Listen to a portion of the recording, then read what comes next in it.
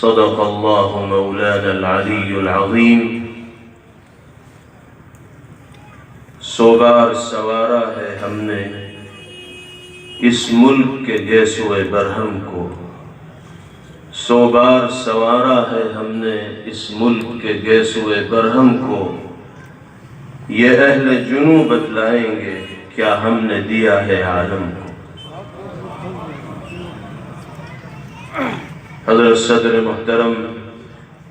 دامت برکاتہم العالیہ اسٹیج پر تشریف فرما، مقتدر و موقر حضرات علماء کرام اور اس اہم پروگرام میں تشریف لانے والے ہمارے بہت ہی محترم مہمانان گرامی، جن میں سر فہرست ہیں حضرت الاستاذ مولانا شوکت علی صاحب قاسمی دامت برکاتہم العالیہ، استاد حدیث دارالعلوم دیوبند، اور جمعیت علماء ہند کے بہت ہی فعال سیکریٹری حضرت مولانا حکیم الدین صاحب قاسمی دامت برکاتہم، اور دہلی یونیورسٹی سے تشریف لانے والے بڑی اچھی سوچ اور ذہنیت کے مالک ہمارے برادر وطن پروفیسر پریم سنگھ جی، اور اسٹیج پر تشریف فرما دیگر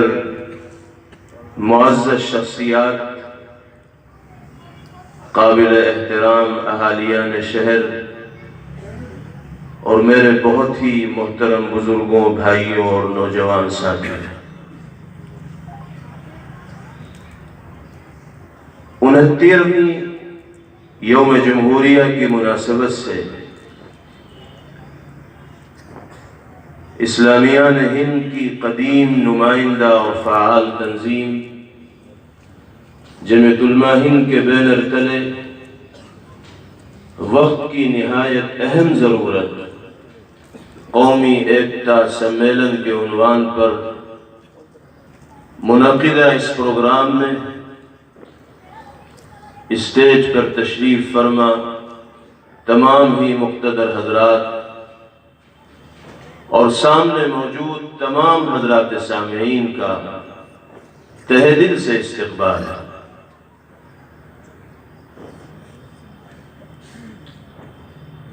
1919 میں قائم ہونے والی ہماری یہ قابل فخر تنظیم جمعیت علماء ہند 2019 میں کامیابی کے ساتھ قدم رکھتے ہوئے اپنے قیام کی صدی اور سینچری مکمل کر رہی ہے۔ جمعیت علماء ہند کی خدمات کے نقوش قومی، ملی، سیاسی اور سماجی میدانوں میں گزشتہ 1 صدی پر محیط ہیں، اور بغیر کسی مبالغے کے یہ بات کہی جا سکتی ہے کہ ہندوستان کی تاریخ اس وقت تک مکمل نہیں ہو سکتی جب تک کہ جمعیت علماء، اس کے اکابر اور وابستگان کی خدمات اور قربانیوں کو ذکر نہ کر دیا جائے۔ ہم سب کے لیے فخر کی بات ہے کہ اللہ نے اس تاریخی اور قدیم جماعت سے جس کی بنا میں اکابر کا خلوص شامل رہا ہمیں بھی نسبت عطا فرمائی ہے۔ اللہ ہم سب کو اس نسبت کی قدر کرنے کی توفیق عطا فرمائے۔ آج کے اس پروگرام میں ہم سلام کرتے ہیں اپنے دیش کے ان مہاپرشوں کو، پروجوں کو، قوم کے ان جیالوں اور سرفروشوں کو جنہوں نے خون کی ندیاں بہا کر اپنی جان کو ہتھیلی پر رکھ کر काल कोठरियों में अपना कीमती जीवन बिताकर, फांसी के फंदों को चूमकर, तरह तरह की मशक्कतों और तकलीफों को बर्दाश्त करके इस मुल्क में अल्लाह के करम से आजादी का सूरज तुलू करवाया। कौन थे वो लोग जो अंग्रेज जैसी जालिम और जाबिर ताकत के सामने सीसा पिलाई हुई दीवार बनकर खड़े हो गए? कौन थे वो सूरमा जो बेसर और सामानी के आलम में अंग्रेज साम्राज्य के बराबर दांत खटते करते रहे? कौन थे वो लोग जिन्होंने इस मुल्क में अंग्रेज को चैन से रहने न दिया? कौन थे वो लोग कि जिनकी जद्दोजहद के सामने अंग्रेज जैसी सुपर पावर ताकत भी घुटने टेकने पर बिलाखिर मजबूर हुई? कौन थे वो लोग जिन्होंने देशवासियों को गुलामी की जिंदगी से निकालकर आजादी के माहौल में जीने का मौका मरहमत फरमाया? आप तारीख पढ़ेंगे, कोई कहेगा मुसलमान थे, कोई कहेगा हिंदू थे, कोई कहेगा सिख थे, कोई कहेगा ईसाई थे। मुल्क के जितने तबकात हैं उनसे मुताल्लिक लोग अपने अपने तबके का नाम लेंगे, लेकिन मैं ये कहता हूं कि मुसलमान होंगे, हिंदू होंगे, सिख होंगे, ईसाई होंगे, लेकिन सच्चाई ये है कि वो सच्चे भारतीय थे, हिंदुस्तानी थे और अपने अर्ज वतन को अंग्रेजी साम्राज्य के चंगुल से निजात दिलाने के लिए एकजुट होकर जब उन्होंने लड़ाई लड़ी तो अंग्रेज जैसी ताकत भी घुटने टेकने पर मजबूर हो गई। कौमी एकता सम्मेलन हिंदुस्तान जमीयत उलमाए हिंद आज आंखें ऐसे ही भारतीयों को तलाश कर रही है। आज आंखें ऐसे ही हिंदुस्तानियों के लिए तरस रही है। वो भारतीय, वो हिंदुस्तानी नागरिक कि जिसके सीने में धड़कने वाला दिल सिर्फ अपने मजहब वालों के लिए नहीं धड़कता था, बल्कि मुल्क में रहने वाले हर वासी के लिए, हर बाशिंदे के लिए धड़का करता था। आज उसी भारतीय की जरूरत है और उसी हिंदुस्तानी की जरूरत है। इस मुल्क में जब धर्म के नाम पर, पशु पक्षी के नाम पर, झूठे इल्जामात के नाम पर देशवासियों का खून बहाया जाता है तो दिल दुखता है, कलेजा मुंह को आता है, देश की तस्वीर मस्क होती है, बिगड़ती है। इसलिए कि हमारे पूर्वजों ने और बुजुर्गों ने जो देश और मुल्क हमारे हवाले किया था वो ऐसा देश और मुल्क नहीं था जिसमें रहने वाले इंसानों के दिलों में घृणा पाई जाती हो, नफरत पाई जाती हो। वो ऐसा देश था जिसमें मुसलमान हिंदू के लिए, हिंदू मुसलमान के लिए मरने को तैयार रहा करता था। हमदर्दी और खैरखाही के जज्बे के साथ वो जिया करते थे। आज जो माहौल हमें मुल्क में देखने को मिल रहा है उसकी बुनियादी वजह यह है कि हमने अपने बुजुर्गों की दी हुई अमानत को छोड़ दिया।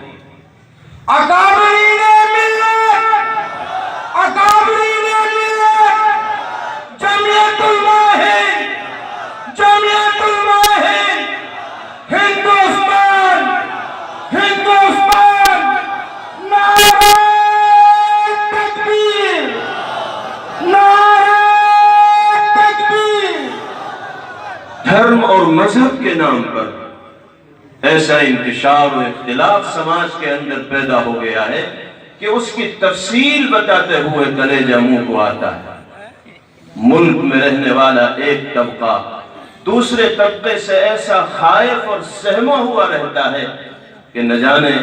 उसका मुकाबला और सामना किसी दरिंदे से हो रहा है, किसी शेर से हो रहा है, किसी भेड़िए से हो रहा है। मुझे सच्चाई कहने दीजिए, माहौल इस मुल्क में अब ऐसा बनता चला जा रहा है कि मुस्लिम अक्सरियती इलाके से गुजरते हुए हमारे हिंदू भाई डरते हैं और हिंदू अक्सरियती इलाकों से गुजरते हुए हमारे मुसलमान भाई डरते हैं।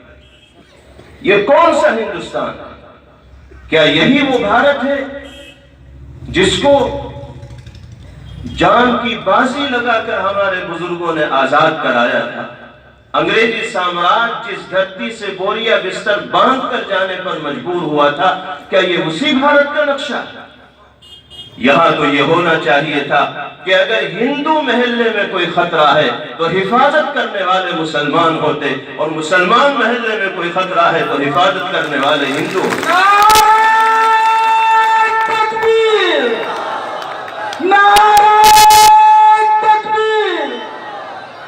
اسی پیار، اسی پریم اور اسی محبت کا نام بھارت ہے، اور انہی تہذیبوں کا اور اسی سبھیتا کا نام ہندوستان ہے۔ ذمہ داری ہماری بھی ہے اور ذمہ داری حکومتوں کی بھی ہے۔ حکومتوں کی جہاں یہ ذمہ داری ہے کہ ان کو جو آئین دیا گیا، جو جمہوری دستور دیا گیا، وہ اس کی پابندی کریں، اس کا پاس و لحاظ رکھیں، اور اسی کی روشنی میں ملک میں بسنے والے لوگوں کو حقوق دیں۔ وہیں سماج کی یہ ذمہ داری ہے کہ وہ بانٹنے والے طبقے کے اشتعال انگیز نعروں کے جال میں نہ آئیں، فرقہ پرستی کے بیج بونے والے لوگوں کی نعرے کے جھانسے میں ہرگز نہ آئے۔ وہ فرقہ پرستی کسی بھی مذہب کے نام پر ہو، ہم یہ مانتے ہیں اور سمجھتے ہیں کہ اس ملک کے لیے سب سے بڑا خطرہ فرقہ پرستی ہے، چاہے وہ مسلم فرقہ پرستی ہو، چاہے وہ ہندو فرقہ پرستی ہو۔ فرقہ پرستی کے نتیجے میں امن کا جنازہ نکلتا ہے اور انتشار و اختلاف پروان چڑھتا ہے، اور اختلاف کے نتیجے میں ملک کی جمہوریت کو اور سالمیت کو نقصان پہنچتا ہے، اور جب ملک کی سالمیت پارا پارا ہو جائے گی، ٹکڑے ٹکڑے ہو جائے گی، تو اس ملک کی جمہوریت کی جو مثال ساری دنیا کے اندر دی جاتی ہے وہ قابل مثال نہیں رہے گی۔ سماج کی یہ ذمہ داری ہے کہ وہ اس ناک کے پھن کو کاٹیں جو ان کے ذہنوں کو خراب کر کے ہندو اور مسلم کے نام پر نفرت کے بیج بونے کا کام کر رہے ہیں۔ ہمارے ہی درمیان رہنے والے لوگ ہیں، چاہے وہ مسلمانوں میں ہو، چاہے ہندوؤں میں ہو، غیر مسلموں میں ہو۔ اگر ہندو سماج اور مسلم سماج ایسے طبقے کا نوٹس لے گا اور نفرت پھیلانے والی طاقتوں کو نا امید کرے گا اپنے کردار اور کریکٹر سے، تو انشاءاللہ پھر وہی پرانا نقشہ ہمارے دیش کا اور ہمارے ملک کا لوٹ آئے گا، جو اس ملک کی تہذیب کا حصہ رہا ہے، جو اس کی تاریخ رہی ہے، جو اس کی پہچان ہے۔ آج کا یہ پروگرام اسی میسج کو اور پیغام کو عام کرنے کے لیے کیا گیا ہے۔ ہم اس ملک سے محبت کرنے والے ہیں، اور ہمیں محب وطن ہونے کو ثابت کرنے کے لیے کسی سند کی ضرورت نہیں، سرٹیفکیٹ کی ضرورت نہیں۔ ملک کے رگ و ریشے میں ہمارے اکابر اور بزرگان دین کی خدمات کے نقوش ثبت ہیں، ان کا خون دوڑ رہا ہے۔ مسلمان روز اول سے اس ملک سے محبت کرنے والا رہا ہے، آج بھی محبت کرتا ہے، اور کل بھی ملک سے محبت کرنے والا ہوگا، اور جب ضرورت پڑے گی ملک کی سالمیت اور جمہوریت کی حفاظت کے لیے تو صف اول میں اگر کوئی طبقہ ملک کا دکھائی دے گا تو پہلے کی طرح وہ مسلمانوں کا طبقہ ہوگا۔ ہم نے صدیوں تک انگریزوں سے لوہا لیا، اس طاقت کے دانت ہم نے کھٹے کیے، اس سے مقابلہ کیے کہ جس کے خلاف لوگ بولنے کی جرأت و ہمت نہیں کر پاتے۔ جو طبقہ انگریز جیسی ظالم و جابر طاقت کا مقابلہ کر سکتا ہے، آج کے مٹھی بھر لوگ جو نفرت کا زہر گھول کر ملک کے ماحول کو خراب کرنا چاہتے ہیں، ان کو بھی پیار و محبت کی شکل میں بہترین جواب دینے والا مسلمانوں کے علاوہ کوئی دوسرا نہیں ہوگا۔ ہم گالی کا جواب محبت بھرے بول سے دیتے ہیں، ہم تشدد کا جواب تشدد سے دینے کے قائل نہیں۔ ہم اس نبی کے ماننے والے ہیں جس نے اپنے امتیوں کو اور اللہ کی دھرتی پر رہنے والے انسانوں کو یہ ہدایت دی کہ صل من قطعک واعف عمن ظلمک واحسن الی من اساء الیک، جو تم سے رشتہ توڑتا ہے تم اس سے رشتہ جوڑو، جو تم پر ظلم و زیادتی کرتا ہے تم اس کے ساتھ عفو و درگزر کا معاملہ کرو، جو تمہارے ساتھ بدسلوکی کرتا ہے، برا برتاؤ کرتا ہے، تم اس کے ساتھ اچھا سلوک اور اچھا برتاؤ کرنے والے۔ آج کے اس پروگرام میں اس پیغام کو اپنے ذہن و دماغ میں راسخ کر کے اور جمع کر کے ہم سب کو یہاں سے جانا ہے، اور یہ عزم کرنا ہے کہ ہم اس دنیا میں انسانیت کے لیے مفید بن کر جیئیں گے، زندگی گزاریں گے، ملک میں بسنے والے ہر طبقے کے ساتھ محبت کا، پریم کا، رواداری کا اور الفت کا معاملہ کریں گے، اور ایسی پاکیزہ زندگی جیئیں گے کہ کسی کو، چاہے وہ کسی بھی دھرم سے اور مذہب سے تعلق رکھنے والا ہو، ہماری ذات سے تکلیف نہ ہونی چاہیے۔ اگر سماج اٹھ کھڑا ہوگا تو حکومتیں کچھ نہیں کر پائیں گی۔ اگر سماج زندہ ہو جائے گا اور سنجیدہ ہو جائے گا تو نفرت کے زہر گھولنے والا مٹھی بھر طبقہ بھی اپنی سازشوں کے اندر کامیاب نہیں ہو پائے گا۔ حکومتیں اگر جمہوری اقدار کی پاسدار بن جائیں، اس آئین و دستور کے مطابق نظام حکومت کو چلانے والی بن جائیں جس آئین و دستور پر قسم کھا کر وہ حلف لیتی اور نظام حکومت کا آغاز کرتی ہیں، تو سارے شکوے شکایت ختم ہو جائیں گے، جمہوریت کو استحکام حاصل ہوگا، سیکولرزم کو مضبوطی حاصل ہوگی۔ لیکن کیا کیا جائے؟ حکومتوں کی طرف سے ایسے اقدامات ہوتے ہیں جن سے یہ محسوس ہوتا ہے کہ ملک کی جمہوریت دم توڑتی چلی جا رہی ہے،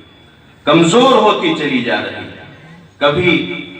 عدلیہ پر دباؤ بنانے کی کوشش کی جاتی ہے، انتظامیہ کی طرف سے ان کو مجبور کیا جاتا ہے کہ مرضی کے مطابق ججز فیصلے دیں۔ نتیجہ یہ ہوتا ہے کہ جو باضمیر منصف ہوتے ہیں، ججز ہوتے ہیں، وہ انتظامیہ کے اس غیر ضروری دباؤ کو قبول نہیں کرتے، یا تو وہ ملازمت سے برطرف کر دیے جاتے ہیں یا وہ خاموشی کے ساتھ ملازمت سے سبکدوش ہو جاتے ہیں۔ گزشتہ سال ہی آپ نے دیکھا ہوگا کہ عدالت عالیہ کے، سپریم کورٹ کے موقر ججز میدان میں آتے ہیں اور شکوہ کرتے ہیں کہ جمہوریت خطرے میں ہے۔ جب عدالت عالیہ کے جج جمہوریت کو خطرے میں مان رہے ہوں تو ان سے زیادہ اعلیٰ دماغ رکھنے والے لوگ کون ہوں گے؟ یہ افسوس کا مقام ہے، لمحہ فکریہ ہے۔ جن کے ہاتھوں میں زمام اقتدار ہے ان کو سوچنے کی ضرورت ہے کہ وہ ملک کو کس رخ کی طرف لے جا رہے ہیں، دیش کو کس دھارے کے ساتھ کو بہا رہے ہیں۔ اگر صورتحال یہی رہی تو ملک کی جمہوریت و سالمیت جو اس ملک کی علامت و نشانی رہی ہے وہ برقرار نہیں رہ پائی۔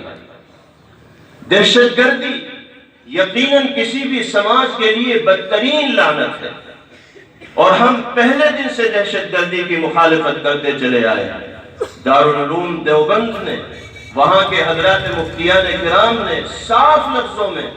بے گناہوں کے قتل کو ناجائز اور حرام قرار دیا۔ قرآن و حدیث کی روشنی میں جمعیت علماء ہند پہلے دن سے دہشت گردی کے خلاف آواز اٹھا رہی ہے۔ ہمارا یہ ماننا ہے کہ جو واقعتاً دہشت گردی کے اندر ملوث افراد ہیں، جو ملک کی سالمیت اور راشٹریتا کو نقصان پہنچانے والے ہیں، ان کو وہ سزا دی جائے کہ جس کے وہ مستحق ہوں۔ ہم اس سلسلے میں کوئی مداخلت نہیں کریں گے، لیکن ساتھ ساتھ یہ بھی کہتے ہیں کہ دہشت گردی کے جھوٹے کیسوں میں بے گناہوں کو پھنسا کر اگر ظلم و زیادتی کی جائے گی تو اس پر بھی خاموش نہیں بیٹھا جائے گا،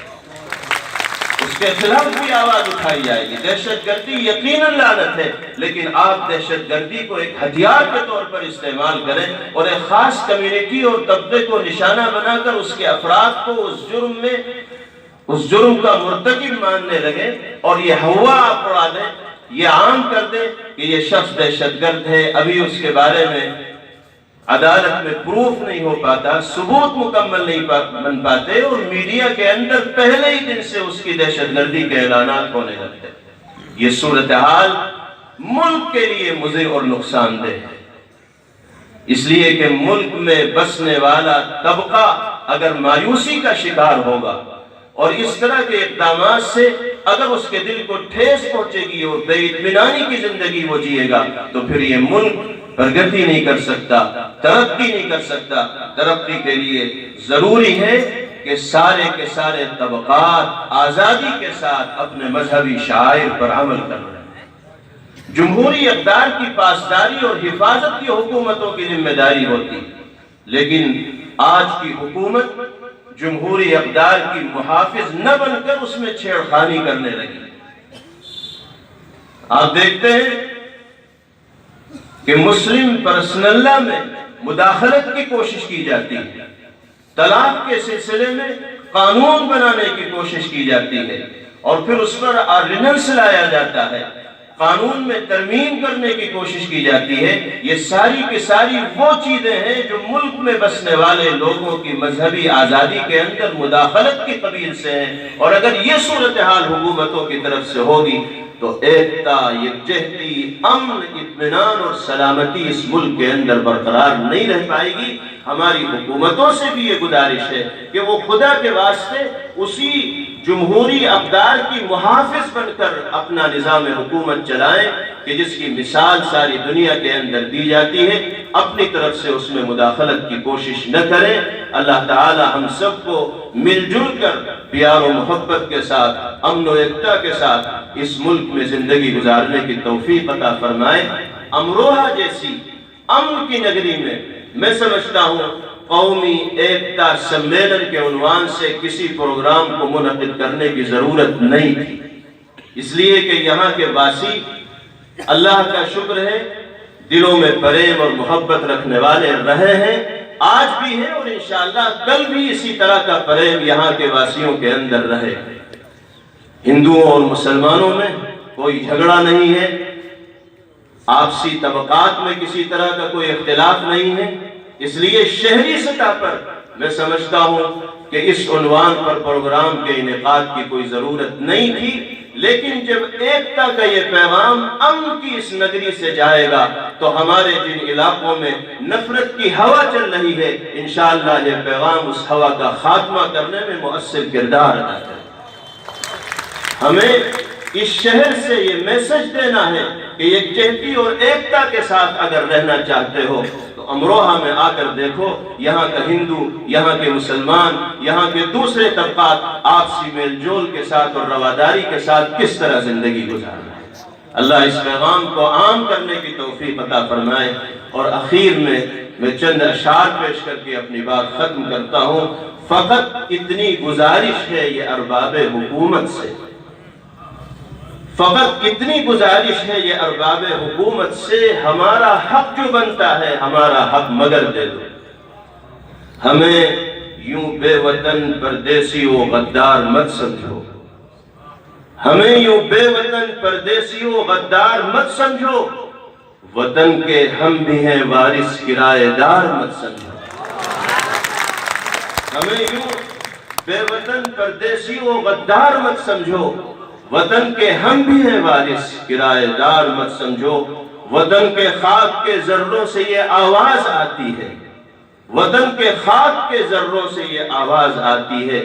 وطن کے پاسباں ہیں ہم، ہمیں غدار مت سمجھو۔ وآخر دعوانا ان الحمدللہ رب العالمین۔